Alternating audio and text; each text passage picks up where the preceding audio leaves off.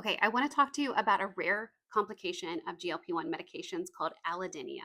Now, allodynia is a pain sensation that is caused or elicited by an action that would not normally cause that sensation. So it's out of proportion to the causing thing. So, for example, if the wind blows and you have pain, that's unusual and that's not expected. So that pain sensation would be considered allodynia. Now, believe it or not, this has actually happened to me. And the good thing about how it happened to me is that it came and it went. And so it was not long standing. It wasn't particularly bothersome, even though I noticed it and it went away.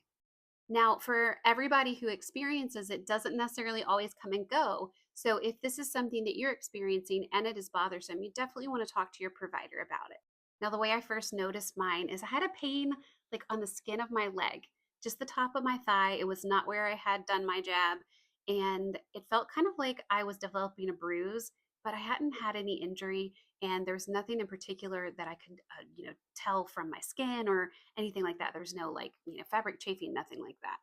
And it lasted for a few days. I noticed it. It didn't stop me from doing my normal activities. And then it went away.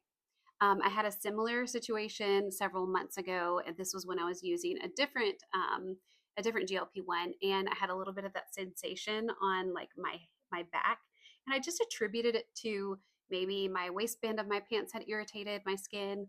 But it persisted for a few days, and I realized that was not the case, and I am attributing it to allodynia. So again, for me, this went away. But if you have experienced this, drop a comment. I'm curious to hear, what your experience was like. How long did it last? Where did it affect you?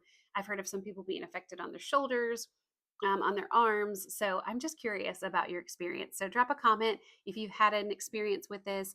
Or, of course, if you want to know more about GLP-1s and access, drop a comment that says info and follow along for more evidence based, scientific backed research and data on GLP-1s.